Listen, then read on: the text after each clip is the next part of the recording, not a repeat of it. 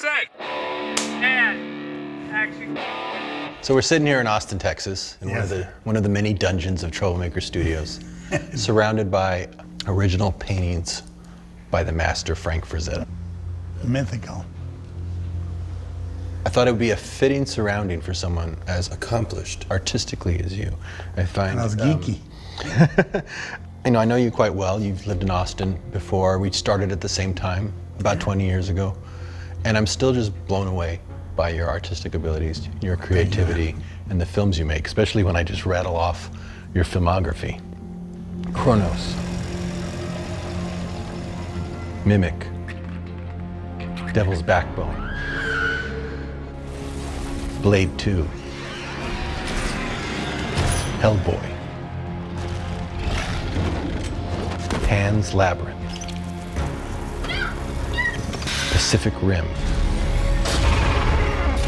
and now The Strain, a series based on your 3 novels. How's your sleep? You know, I don't sleep much. It's like I consider what I do my joy, my hobby, my life, you know? And I think that makes it, we're not workaholics.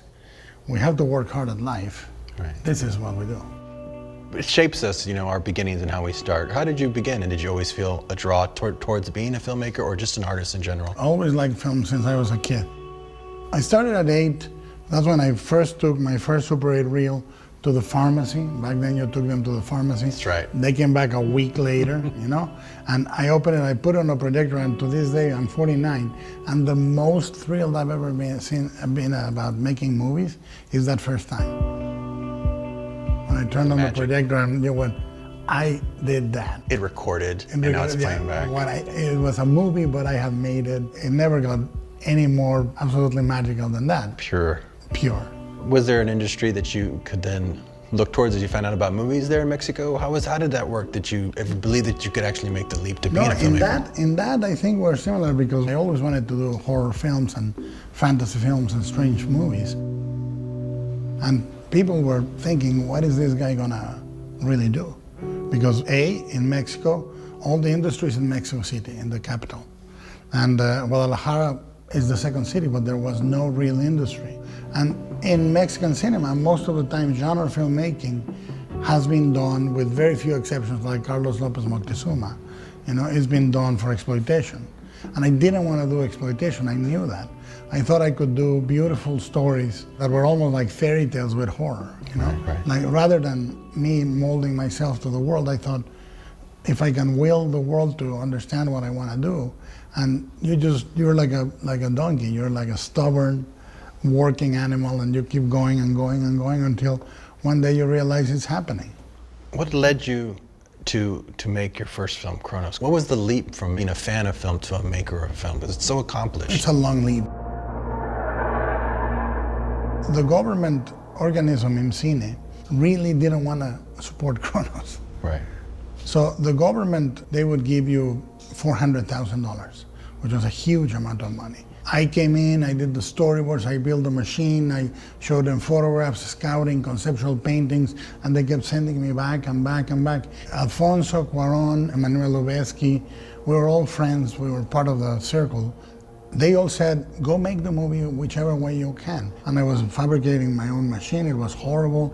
And all of a sudden, I meet Berto Navarro and Guillermo Navarro. Right. And they believed in me, and Berta said, I'm going to support you, I'm going to produce it for you. And I showed her my sketches, she loved them. And it took 4 years of rejection, like 20 drafts of the screenplay. And finally, IMCINE said, okay. So we went and started the movie. I was very ambitious. I want to do the machine really well. I want to do it in gold. I want to do the little insect really well.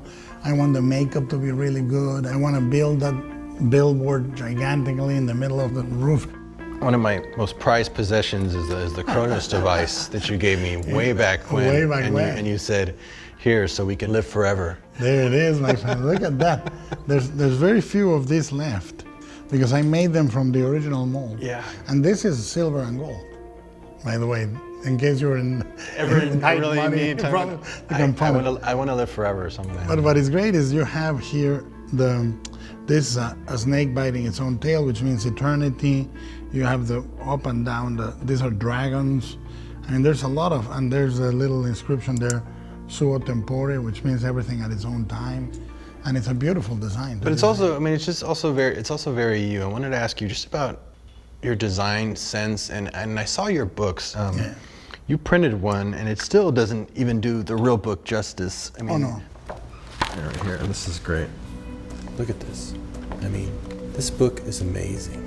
they're so intricate in drawings and ideas, and every corner of the page is filled. And you can, no matter, and I draw, and I have journals, but they're like the first 3 pages are drawings and the rest is blank, and then I saw this like yours were filled. I mean, I would be so afraid of just the originals just being lost, but also just how much is in your head. It's like a snapshot of what's in your head. But very little. It's so amazing. It's funny because that book that we publishes about 1/5 of the pages I have. Yeah. And what I draw is about 100th of what I think, you know? I don't care how accomplished you are as an artist. You can't help but look at that and just feel like Salieri seeing the pages of Mozart handwritten and go, my God, if this is what's in his head. Having seen the artist that I knew you were, I found it very frustrating that you were being questioned by a studio so much when you went and did Mimic.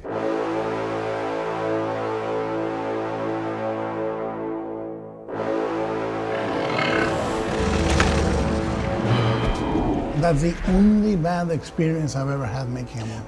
But even that, Which is funny. I want to mention that only because from that comes great things, and I think this is very inspiring to artists who feel like they're blocked or can't work in a system. I want to hear a little bit about that story because it would inspire them to break through. Mimic, I felt the need to defend it from a creative point of view. I became really feisty and learned to fight for what I believed in. I learned to identify when someone was trying to interfere creatively really early. And it was at the same time my daughter was born. And what I felt is, how can I raise my daughter if I don't have the guts to fight this process and win it? Right. Win it somehow. I knew in the middle of Mimic, I was watching my dailies. It's one of my movies that I love the way it looks. And I thought, at least I'm winning a lot of the content. From that moment on, I tried to put as much storytelling in the design and the colors and the cinematography and the way we light it and the way we, as in the So screen. it gets in somewhere. Because that constantly being 50% told. they don't watch. And that 50% you can go by. And I think it changed me for the better because I came from a very protected environment. And an environment where, you know, you make movies with your friends.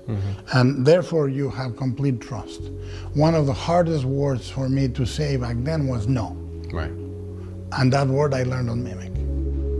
I remember you called me because you were filming that movie, and said, Robert, they want me to finish shooting by Christmas. There's no way it's going to happen. They want me to have a second unit director film. I had fired already 3 guys. Plus they When I had to not called just you, do yeah. second unit shots, they had to actually direct scenes with actors. So you said, could you come direct this stuff with Yeah. me? I was fascinated by the process because you gave me script pages, you even told me, even gave me some boards. Yeah. And it still, it taught me so Beautiful much. boards they were They by were beautiful Leo boards. Duragnona. But even then, it's so hard to get into someone else's head. And you don't know this, but I went into a room with them. They put me in a room and they were like questioning every part of the script. What about this? What about this? It's the What only about that? time that ever happened. Is also the only time my frustration was so big that is the only time in my life when I've used second unit. Yeah. I have Well, never there's no used second need unit. There's no need. And I think it's an incredibly wasteful practice in my opinion. What a lot of people don't understand is that you can give the same screenplay, the same boards to 2 different directors, directors. 3 directors, and it's completely different scenes. Jim same Cameron problem. says very beautifully, he says, second unit is a lose-lose proposition. He says, because if it's bad, it's terrible, and if it's good, it's worse. That's hilarious. I just found it fascinating that I It's would shoot a horrifying, but sequence, it's fascinating. that you would give me storyboards to, and that told me to walk to the script. And fortunately, somehow they found the time for you to go reshoot it. You know, they gave you the extra time. And I would watch the comparison, and it's like, you can't get those nuances. You have to believe in the It's artist. different. You It's have to- like- it's a completely different thing. It's like It's the same boards, same script. But at the 2 same different, time, it's in your head. So I much learned is in the your head. opposite because when you shot the Josh Brolin storyboards, you were doing things that I wouldn't do, and I liked them. I like he would go for the cord, and the camera would push in, and I liked that, and then you would go pushing Jib up on his feet as he. And I liked it. And the ones that didn't rhyme with the style is the ones that you have to reshoot. Yeah. For example, when I had to reshoot one scene you had shot or two, you remember? At least two. At least two, and then there was a couple that stayed. A shot is you, a shot is me, the middle is me, the other one is you know. But it's very subjective But, too. So it's if they don't trust you, they will question everything. Look, financiers, the studios, the money guys are almost like gazelles in an African jungle. They all move like that, and they hear a little noise and they all run, scared, horror, leaving poop behind, you know. And they are really, really skittish. So they never really want to trust you because money is the only language they understand most of the time. And creativity really sees money as a tool.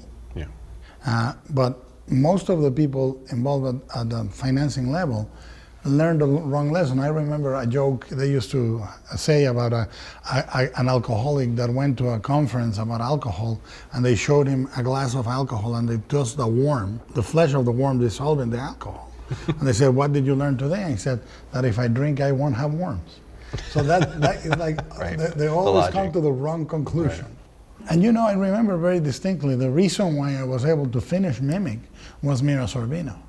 Because Mira went toe to toe with the studio and said, "I want him to direct it. Right. I want him to stay." And this is curious. I was editing every day on Mimic. Why? Because I was fearing if I get fired, I will walk away with the movie up until the point I had it. Right. And I can show it. I was so innocent. Show it around and say, "Look, I was doing good." No, this is the real. Like a crazy man in the Invasion of the Body Snatchers. It was a good movie. But I was doing that and I was showing it to Mira and the cast every day on the set. I would bring the dailies from the day before. And they were seeing I was doing a really good movie. And so when the time came to have a showdown, Mira said, "I know he's making a good movie. You don't have to tell me he's making a good movie." And that changed a lot. And to this day, I cut every day, I show it to the actors. A thing that I learned on Mimic. I'm now 6 weeks ahead of schedule on post. Wow. You know, and it's because I cut. Now I cut almost fine during the shoot because I cut on camera, like you do. Right. Yeah. After Mimic, you said it took you a number of years to get a movie going. Was it only because of the business? Did you believe in your instincts then, or were your instincts ever questioned because of what you were doing? No. Look, I think that it is something that made difficult the dialogue with the industry, and to this day, I mean, I've always had the regret of the movie that didn't get made, because I can imagine my life having done Chronos, doing Mimic the way I wanted it. My career and my life would have been different. As it is, Mimic almost destroyed me. Right. I went 3 years without being able to lift another movie off the ground. It was until Almodovar came to me and said, "I want to produce Devil's Backbone." And Michael De Luca in New Line said to me, "I want to give you Blade 2. Those were the two things that changed my life, but I could as easily not have recuperated. I knew that my soul was dangling from a thread. I don't understand Blade. I would spend the whole movie on the side of the bad guy. Here we go. Percent. Here we go. Percent. And action. Devil's Backbone. How did that come about? I always say jokingly, my first movie was Devil's Backbone, but I really mean it. It was the first time I could be me, and I had enough money to support my vision. So how did that come about? You couldn't get a movie launched in the States after Mimic, and then it was back to basics. You went back and did it in Spanish. ¿Habéis oído? Un suspiro. Yo no oí nada. What happened is Pedro Almodovar was in Miami, and he said to me right away, and I still do the same as a producer. I approach the director and I say, "I want to produce you a movie, period." Because that's what Pedro did in Miami. He said, "I want to produce you a movie," and I went, "God." It empowered you. It empowered you. Instantly. And then he came to Guadalajara to eat at my house while my father was kidnapped. Between Mimic and the kidnapping, which was a tough year. Yeah. And I pitched him the idea. It's a ghost story with a bomb and the Civil War, and he was eating his food at my house, and he says, "It sounds really strange." He says, "It sounds like actually like two movies. Are you sure you're gonna be able to combine it?" I said, "Look, Some people will never believe that they are compatible, but I have faith I can make them. And then I made a really good decision. Pedro Almodovar wanted to mount the movie and have it shot, I think it was around May or something like that of that year. And New Line wanted Blade to go right away. Right. And they said, can you postpone Devil's Backbone? And we'll give them money, and I felt in my gut, I shouldn't do that. I should first get my bearings as an artist and protect what is completely mine. Right. And I said, look, if you really want me to do Blade 2, you'll wait for me. And I said, I'll shoot Devil's Backbone, I'll cut negative in 12 weeks, and I'll start pre-production on Blade 2. And that's how it happened. But easily I could have been afraid and go, oh, I'm gonna do the Hollywood movie first. Right. And I'll wait on the Spanish movie. But I knew that my soul was dangling from a thread if I didn't do Devil's Backbone first.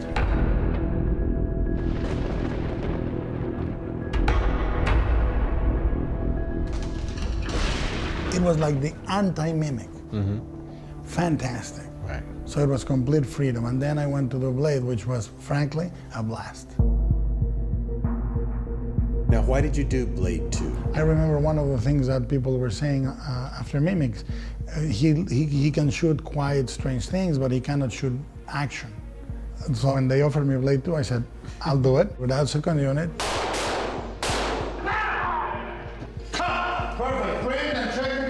I think that part of me kept proving action until Pacific Rim. Right. You know, my agent called me and said, they're offering you Blade 2. I said, you know, I love the vampires. I can bring this to the vampires.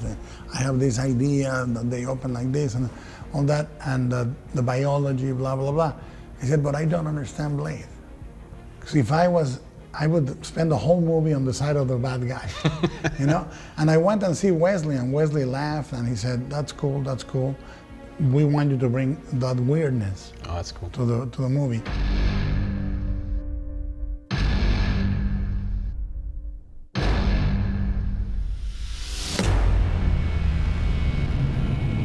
If I did my job right, you feel that the bad guy is a tragic character. You feel for him.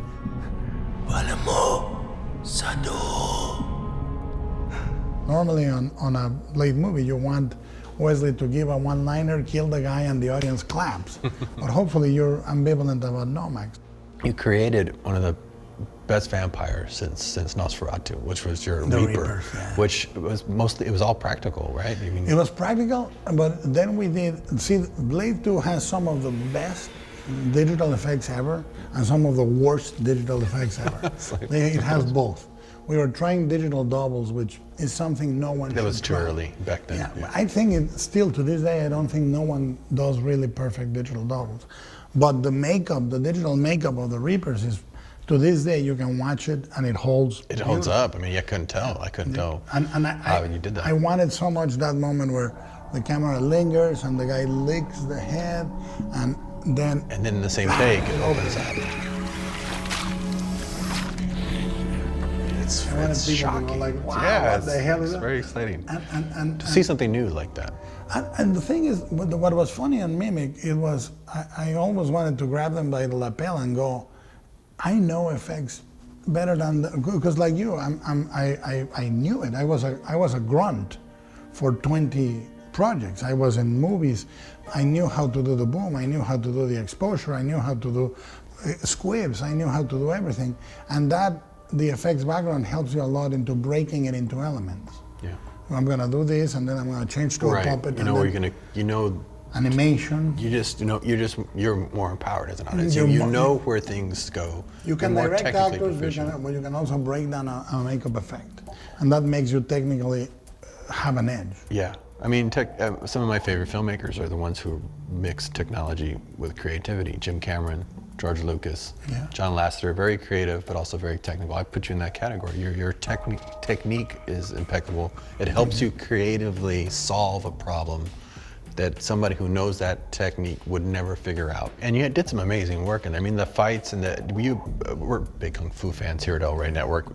Where do you get your sense of all your fights, even from Pacific Rim to Blade, are very tightly choreographed, very intricate. Is that something that you look at passionately? Well, of course, I'm the same Kung Fu fan than you. Mm-hmm. I mean, I grew up wanting a six-pack like Bruce Lee, but I never got it. I got the other approach. But I would come up with crazy ideas. Action! Mostly from Kung Fu comedy. Right. The first Blade, that was one of the things I loved, that it brought a mixture of tough street fighting with Kung Fu, with martial arts. Wesley is a really good fighter. But then I would look at them in a master shot, you know? They show you the fight, and then you have to imagine how to make them more kinetic. And that was the other thing that was great. The final shot on Mimic, the explosions, we shot in one night or 2 nights with 11 cameras. So I learned to choreograph 2-3 cameras on Mimic on the beginning. And there is a scene on Blade 2, the scene where they are shooting at the walls in the nightclub and shooting everyone. And I did that one single set of 13 cameras. And I knew when they were gonna cross each other, and I was gonna cut here to the other camera. It was a huge process, but mostly it was just joyful then. Why Ron Perlman? Ron is basically what I want to be when I grow up. Most everybody gave up on the movie, and I never gave up. Here we go. For sec.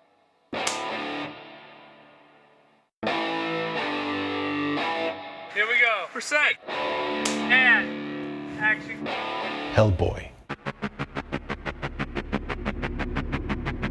Why Ron Perlman? It kind of reminds me of when I tried to convince people Mickey Rourke was Marv. I mean, they didn't understand it, but because when you work with an actor, I'd worked with him already on Once Upon a Time in Mexico, so I knew he was that guy. Nobody else would have that experience that I had. And they are similar characters in a way. Yeah, very Marv similar. and Hellboy, you know. Yeah. With the trench coat and the tough. You need a particular actor for that, but you knew Ron from Kronos. Yeah. But it's also one of the greatest actor-director relationships, like Chow Yun-Fat and John Woo, Scorsese and De Niro. He's like your Danny Trejo. What is it about the importance of those kind of relationships? I never really thought of it myself. I was wondering what your perspective is. When an actor and a director kind of do a series of films together, as great as Ron is, he's always even better in your movies, just like De Niro's always better in Scorsese movies. Well, what is it about that relationship? Why do you go back to him? Well, you have actors, or it's important that you feel is the right project with your collaborator, be it an actor or a cinematographer. You shouldn't do everything with the same guy all the time. Like, for me to try to force Ron into Pan's Labyrinth would be wrong. Right. But I naturally gravitate to Ron because Ron is basically what I want to be when I grow up. You know, like if I could grow up to be Ron Perlman, I would love that. So funny. It's like what they say about Hitchcock. Cary Grant is what Hitchcock wanted to be. Right. Absolutely true. I think that with Ron, I admired him enormously before Kronos. I was a huge fan of Name of the Rose, Quest for Fire, Beauty and the Beast. And so I wrote for him, and I wrote Hellboy for him. Before writing Hellboy, I took him to the comic book store and I said, I'm gonna write this for you. And you have no idea how many times I got really big producers and really big studios say to me, we'll give you the money. Get somebody without else. Ron Perlman. Yeah, get somebody else. And I would say, what I learned on Mimic. I would say no. Yeah. I would say it's not my movie. And Ron was very moved. He said that very big loyalty and all that. And I said, look, it's loyalty to the project. Yeah. If You're you the were right not guy right for the project. it, Yeah, I'm not. This isn't for you. No. You are Hellboy. He is. And it's he is like Hellboy. that. You can't imagine Mickey Rourke not being. You can't imagine Hellboy with somebody else. Or Danny Trejo. Or yeah. And also, like Danny Trejo, honestly, there's only one. Yeah. There's only one Ron Perlman, only one Danny Trejo. It's not like they are interchangeable. You're not talking about a bland soap opera guy that looks like another 20. These are guys. I also come from, when I was a kid, my favorite movies were Lee Marvin movies.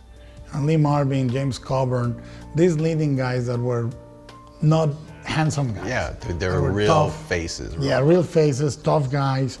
Like one of my favorite movies is Emperor North. Robert Aldrich with Ernest Borgnine and Lee Marvin, and the fight at the end with the axe and the chain You know, it's such an amazing movie. And I want that on the screen. I'm not interested in young people's movies. I'm interested in kids, monsters, or old people. Those are my ideals to have on the screen. So now one of the more important films in your filmography is of course, Pan's Labyrinth. What did that do for your confidence as an artist and just the worldwide acceptance of, I was particularly just happy to see your books finally making it to the screen. What made you jump back to go make that movie that way? It's part of the sort of promise you do to yourself, you know? Because I just see such an important arc in your career of knowing when to go make something really personal, down and dirty, and the right way. Because you're protecting that process. Was that what that was about, or? Yeah, well, it was. Look, Pans was an idea I had for many years. I went 2-3 years without earning money because I needed to dedicate myself to writing that screenplay. I'm a terrible businessman. I never made any money from Pan's Labyrinth. It made over 100-something million between DVD and blah, blah, blah. Nothing came to us. Right. You know, but because we all went at it as almost like a little quest. But it was so difficult. It's the second most difficult shoot I've ever had. Wow. Almost as difficult as Mimic. Really? For very different reasons. But it was a movie where 3 or 4 times, very dear people, very reasonable people, people very close to me said, give up. Wow, that's amazing. And they said, you shouldn't, you're a stubborn moron, you should give up. No one wants to make the movie. Wow. And the 3 or 4 times that happened, I learned what I learned on Mimic. And I said, no. And I said, take my salary, take whatever you need, we're gonna keep going. And I never gave up. It was such a testament movie for me because I was talking about my daughter growing in a world that is really screwed up. My preoccupations of her giving up, my preoccupations that as a girl, everybody's telling her who she has to be. The ending of the movie talks about who I am. It says, leaving little traces of his world for those that know where to look. And everybody at some point or another, I must say, most everybody gave up on the movie. And I never gave up. So how was the experience of Pacific Rim overall? I mean, it's like geeking out with friends. I supervise every shot, every episode. Here we go. For set.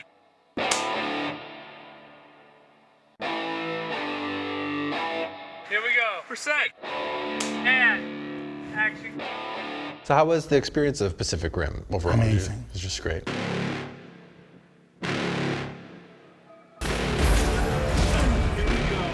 It's like geeking out with friends. You know, there's footage of me repainting a set or 2 on Pacific Rim. So you're still in there doing them? Well, yeah, because I'm like Peter or like you. I'm a model maker, and I still supervise everything to the tiniest detail. Pacific Rim, if it's a button in a jacket, I can tell you why we did it. Some of the choices I think were right, some of the choices were wrong here and there, but you at least know why you got there. I wanted to make a summer movie that was not a summer movie. That looked like a summer movie, felt like a summer movie, but it was going against the grain on many things. So preserving things like the flashback with the girl with the little red shoe, or the birth of the kaiju with the umbilical cord tied to the neck, things that were not normal in a movie that size, not just going for car chases or this and that. Those are the choices that I think you gotta be minding. Even on Mimic, the sequence I'm the proudest is the killing of the kids. Right. You know, because one of the rules that was given to me on the beginning of Mimic was we shouldn't kill kids or dogs. That's what. And I killed the dogs and the kids, and that's it. So another project I want to talk about, because I went through something like this too, and it's always, again, any project that you feel like you should do, sign up for it, even if it doesn't go through completion. You went and spent several years working on The Hobbit, 2 years. which didn't go.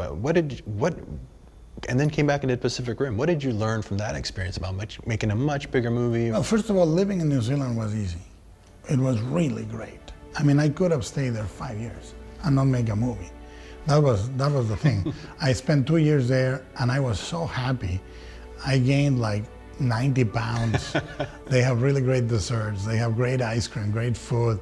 And you're spending your time with filmmakers. You're with Peter, Philippe, and Fran.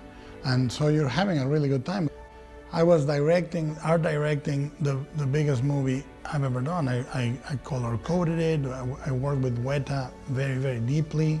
And so it was really a great experience. And without that experience, I couldn't have done Pacific Rim. When I think about the big movies, I can see how somebody can get spoiled by only making big movies. Mm-hmm.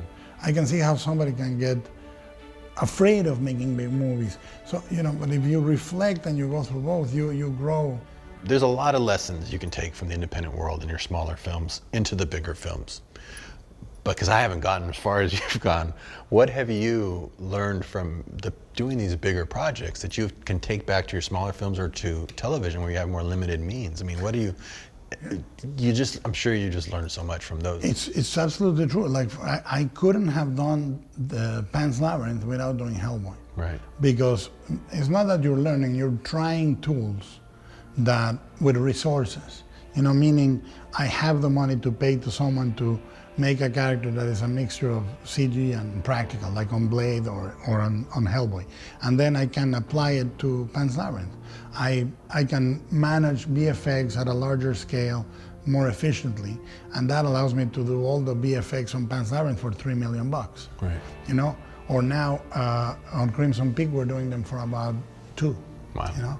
And that's why I also like going from 98 days of shoot on Pacific Rim to 20 days of shoot on The Strain. Right. So now you're moving into television with a series based on your trilogy of novels that you've done in your spare time. Yeah. How's the experience producing and you directed some of them, I'm sure. At least I directed the pilot. Okay. But what I do is I have visual effects supervisor approval. Like I supervise every shot from the beginning. I block it. I supervise animation. I supervise integration. I supervise compositing, shading. On every episode. Every episode. Yeah. All the episodes. I color correct all the episodes. Mm-hmm. I did rewrites up to episode 6 or 7. Wow. How many episodes? It's 13. How many days does it take you to get into the swing of the shorter schedule? On the shortest schedule? No, on the shortest schedule, there's no swing. You gotta go in. Yeah, you have to go. You go like, oh my God. I mean, it's truly... Gone with the Wind in the morning, Starsky and Hutch by night. Exactly like they say. But what was great on The Strain is it almost, not even Chronos was that short. Chronos was 40 days. Wow. Well, that's, which is super luxurious. And The Strain was 20 days, and I had a bunch of extras, a plane, an airport logistics, shooting an airplane and an airport, and it's a lot of, for those that do it, It's invigorating. It's really exciting. It's like going back in time. Yeah. It keeps you better. Mm-hmm. But I think if you stay just on one scale of movie, you can start acquiring atrophy, or you cannot shoot if you don't have a driver, and you have to mix down and dirty with big. When we come back, we're going to do the segment called Questions from Other Directors. Oh, dear Lord. So this is a section of the show where I've called other directors to ask you some questions. I owe them money. Here we go. For sec. Here we go. For sec. And action. So this is a section of the show where I've called other directors to ask you some questions. I owe them money. J.J. Abrams asks, do you write while listening to music? And if so, what music do you listen to? Yeah, for example, I write always to music. I remember what I wrote with each movie because I find that I start without music because that's the hardest, like squeezing the words out. And then when I find a block, I put music and I can go another 6 hours. Right. Because I think that I work very constantly. I am writing always, because otherwise it's like going to the gym. I stopped going to the gym a week ago, which is 2 years ago, or whatever. It's the same thing. But I write mostly to soundtracks. Mm-hmm. Although, for example, Pan's Labyrinth was written with a piece by a composer called Arvo Part, a piece called Spiegel on Spiegel, Mirror on Mirror. And it's a little piano piece that always makes me cry, and I was always writing with that. Would you have it on repeat, on a loop or something? A loop, yeah. I can go on a repeat for 6 hours before I notice. Right, yeah. But most of the time, soundtracks. I wrote one whole script to only the Laserdisc of Dracula for that reason, because it had an isolated sound effects and music track, and it would flip automatically. And you played it. And it just looped. And when it So would you get have the Pioneer. So you'd have the Pioneer Pioneer. flip. So when it would get, and it would be sound effects too. So it wasn't just music, but there was no dialogue.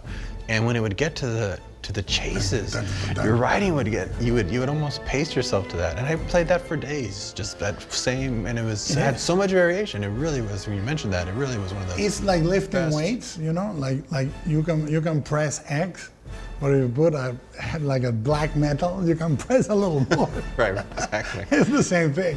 You can press a little more with soundtracks.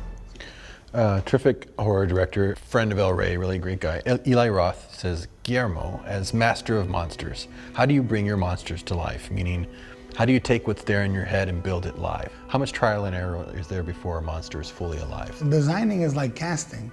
The more you know who you are starting the process with, the closer you get. Like Mike Mignola can design a certain type of monster, but not every monster. Like Mike's monsters are so sympathetic. They're so cute, so adorable. But he can also make a powerful, menacing, sort of a god type of monster. So you need to think of the designers in terms of casting. The same way that you would give Mickey Rourke Marv, but maybe you wouldn't give him the suave CEO or whatever. Right? There are parts they cannot play. So it's like casting. You cast it perfectly. And the one thing that you try to do is avoid cliche. The one thing I never looked at designing monsters is other people's monsters. Yeah. Like when I was designing the robots on Pacific Rim, the last thing I looked at was robots. I was looking at planes, submarines, tanks, or for example, in monsters, most everybody sculpts the furrowed brow. You know? Right. And when I see that brow, You smooth it out. I go on to the clay and I say to them, nobody is like that all day long. So you gotta sculpt him in a neutral, and then let the actor give that expression, you know? I remember also one Harryhausen rule which says there needs to be a majesty and a beauty to the monster in repose. So those are rules that I live by.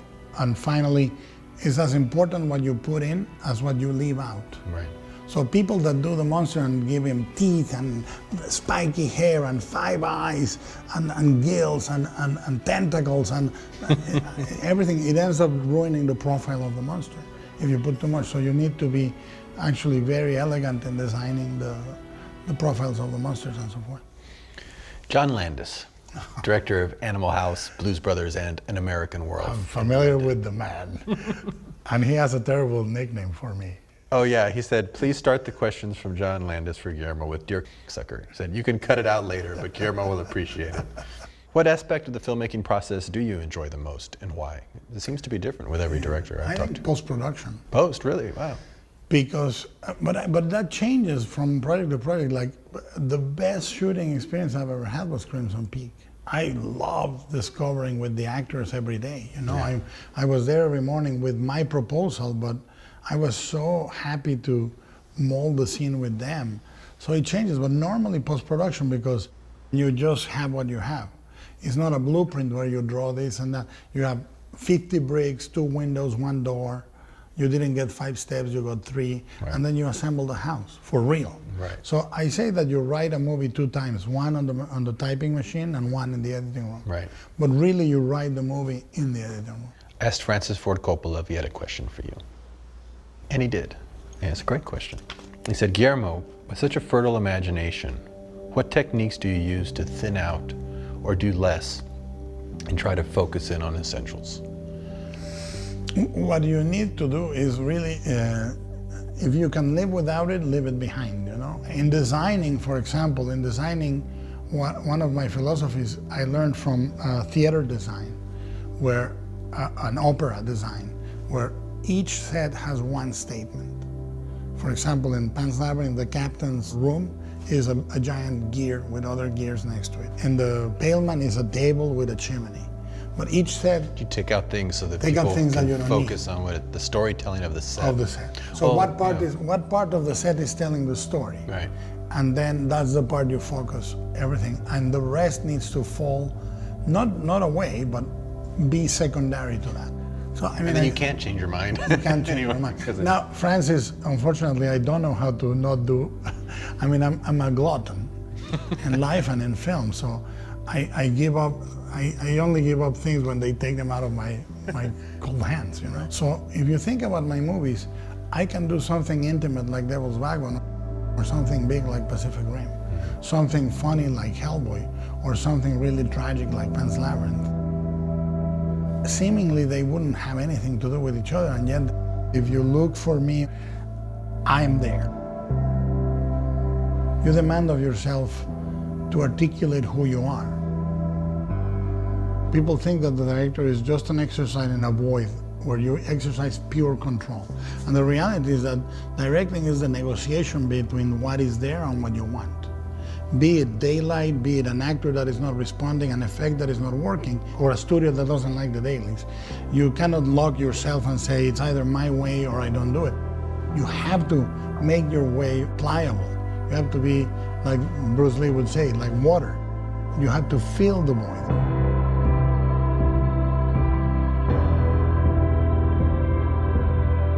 Self-reflection is extremely important as a storyteller. There are no bad experiences, and rarely do you have a wrong choice. But if you don't reflect about your own life and your own career, you can blindly find yourself cornered in a place that may have been easy or hard, but you didn't learn how you got there. You have to question yourself. You don't have to feel that comfortable in your own skin. You have to always feel on the verge of catastrophe. And if that happens, then you know you're really growing. Your films are timeless because they not only enlighten with their storytelling and their creativity, but because they're such great examples of your creativity. This is Guillermo del Toro. Very happy to have him with us here in the Viva el director's rey. chair. Thank you, senor. Número uno, el rey.